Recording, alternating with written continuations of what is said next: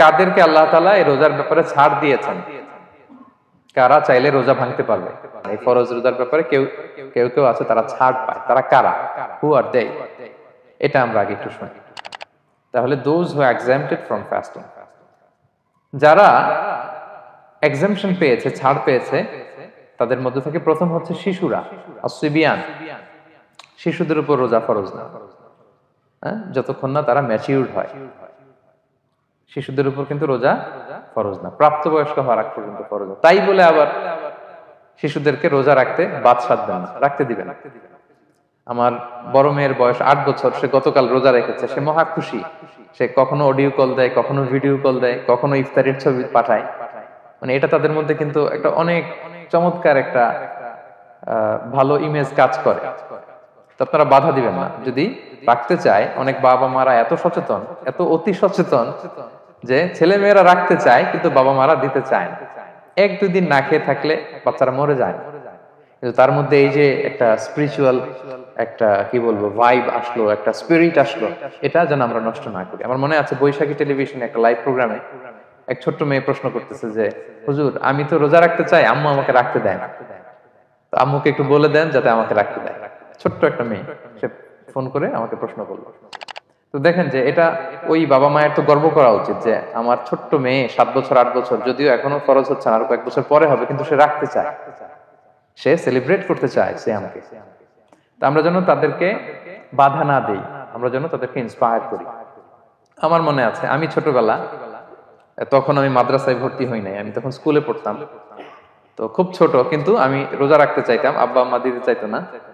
আমার দাদি আমাকে বলতো যে তুমি একটা কাজ করবা, তুমি সকালে স্কুলে যাবা, দুপুর 12টায় ফিরে আসবা, এসে খেয়ে ফেলবা, তো হাফ রোজা হয়ে গেল, অর্ধেক। এরপরের দিন আবার সকালে না খেয়ে যাবা, দুপুর 12টায় এসে খেয়ে ফেলবা, এনাদার হাফ, তো 2 হাফ মিলে একটা হয়ে গেছে।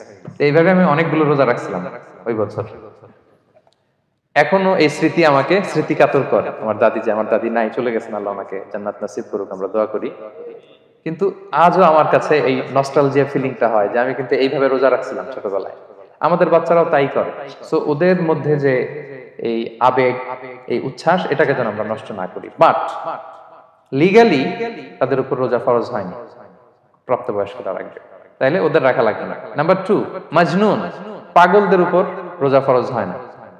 যারা পাগল তাদের উপর ফরজ হয় না। একটা হাদিস শোনাই, আল্লাহ রাসূল সাল্লাল্লাহু আলাইহি ওয়াসাল্লাম বলেছেন, আমি সবকিছু খুব প্রিসাইজলি বলছি যেহেতু আমাদের সময় কম। রুফি আল কালামু আন সালাসা, 3 ব্যক্তির উপর থেকে শরীয়তের কলম উঠিয়ে নেওয়া হয়েছে। আনিন নাইমি হাত্তা ইয়াস্তাইকিযা, ঘুমন্ত ব্যক্তি যতক্ষণ না সে জাগে। ঘুমের মধ্যে আপনারা কেউ বকা দিয়ে ফেললে আপনি মাইন্ড করতে পারবেন না, তো ঘুমাইছিল, কাকে বকা দিয়েছে কি করছে সে জানেই না। ঘুমন্ত ব্যক্তির উপর থেকে শরীয়তের কলম উঠিয়ে নেওয়া হয়েছে। আনি সবিগি হাত্তা ইয়াহতালিমা, শিশু যতক্ষণ না সে প্রাপ্তবয়স্ক হয়। ওয়া আনিল মাজনুনি হাত্তা ইয়াকিলা, পাগল যতক্ষণ না সে সুস্থ হয়। এই 3 শ্রেণীর ব্যক্তি থেকে শরীয়তের কলম উঠিয়ে নেওয়া হয়েছে। বুঝতে পেরেছেন? আচ্ছা, 2টা গেল। 3 নাম্বার হচ্ছে মারিদ। আপনি যদি খুব অসুস্থ হন তাহলে আপনি রোজা ভাঙতে পারবেন, যেটা আমরা ওই যে ইন্ট্রোডাক্টরি ডিসকাশনে বলেছি যে অসুস্থ হলে আপনি রোজা ভাঙতে পারবেন। 4 নম্বরে হচ্ছে মুসাফির, ট্রাভেলার, যদি আপনি লম্বা সফর করেন আপনি রোজা ভাঙতে পারবেন। এটা ন্যূনতম সীমা হচ্ছে 48 মাইল। তাই বলে কেএল থেকে পেনাং যাচ্ছেন আর রোজা ভেঙে ফেললেন, এটা করা যাবে না। আবার এখানে যদি আপনার সফরের পেরেশানি থাকে, খুব কষ্ট, তাহলে আপনি এই সুযোগটা নিতে পারবেন। কিন্তু আল্লাহ বলেছেন ওয়া আন তাসুমু খায়রুল লাকুম ইন কুনতুম তা'লামুন, যদি তোমরা রোজা রাখো এটাই তোমাদের জন্য কল্যাণ, যদিও আমি ফ্লেক্সিবিলিটি দিয়েছি। তো রাসূল সাল্লাল্লাহু আলাইহি ওয়াসাল্লামের সময় দেখা যেত যে মক্কা থেকে মদিনা, মদিনা থেকে তায়েফ যেতে প্রচন্ড গরমের মধ্যে ওনারা উট দিয়ে মরুভূমির উপর দিয়ে যেত।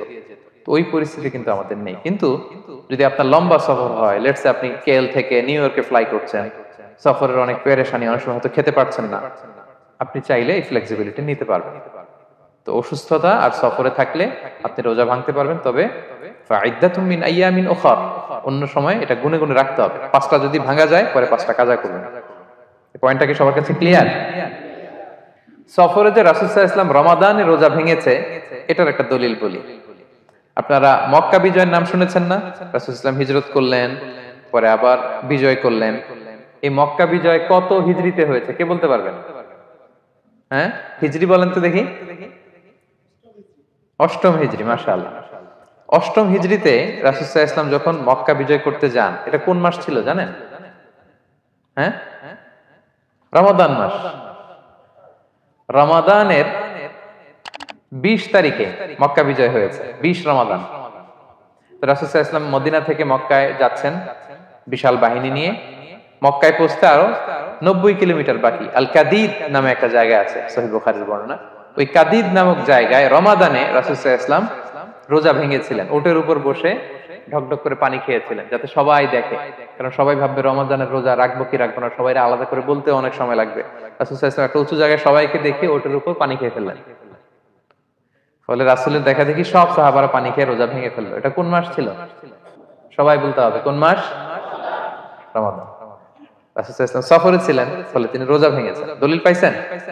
হ্যাঁ, আচ্ছা, সংক্ষেপ করে দিচ্ছি, লম্বা কথা সংক্ষেপ করে দিচ্ছি। আর কোরআনের আয়াত তো শোনালামই আমি, ফামান কানা মিনকুম মারিদান আও আলা সাফার ফাইদ্দাতুম মিন আইয়ামিন উখরা। কেউ যদি অসুস্থ হয় কিংবা ট্রাভেল করে, চাইলে রোজা ভাঙতে পারবে, তবে গুনে গুনে পরে আদায় করে নিতে হবে। এই যে গুনে গুনে পরে আদায় করে নিতে হয়, এটারে বলে আরবিতে কদা, বাংলায় আমরা যেটাকে কাজা বলে অভ্যস্ত। বাংলায় আমরা কি বলি? একটু কথা বলেন আমার সাথে, বাংলায় কি বলি? কাজা বলি। তো আপনি অসুস্থতার কারণে যদি রোজা ভেঙে ফেলেন, পরে এগুলো কাজা করবেন। সফরের কারণে যদি রোজা ভেঙে ফেলেন, পরে আপনি কাজা করবেন। 5 নম্বরে যাদেরকে এক্সাম্পশন দেয়া হয়েছে, ওটা আমি আয়াতে বলেছি। আরবিতে এদেরকে বলে আল হারাম, মানে very old man or women, খুবই বয়োবৃদ্ধ, অতিবৃদ্ধ মানুষ। 100 বছর, 105 বছর, এরকম আমাদের কিছু মুরব্বীরা আছে না, ওনাদেরকে খাবার দিলে খেতে পারে না, কাউকে চিনে না, ওনাদের জীবনের স্বাদ আল্লাহ সব শেষ, বিদায়ের সময়। ওই সময় উনি আর কি রোজা রাখবেন? এজন্য আল্লাহ তাআলা ওনাদেরকে ছাড় দিয়েছে। অনুরূপ ভাবে যদি এমন কোন অসুস্থ হয়, মানে মারিদুন লা ইউরজা শিফাউ, সে যে আবার সুস্থ হবে এই আশা আর নাই, এরকম ডাক্তার অনেক বলে দিছে যে ক্যান্সারের 3rd স্টেজে চলে আসছে, সে সার্ভাইভ করবে যতদিন কেমোথেরাপি দেয়া হবে। তো শেষের দিকে সে অনেক অসুস্থ, অনেক ড্রাগস নিতে হয়, ওষুধ খাইতে হয়, তার আর সুস্থ হওয়ার সম্ভাবনা নাই। এই 2 শ্রেণীর লোকদের জন্য ছাড় দেয়া হয়েছে, তাদের কাজা করা লাগবে না, কারণ কাজা তো করতেই পারবে না। কি বলেন? তারা ফিদিয়া দিবে। কি দিবে? বলেন কি দিবে?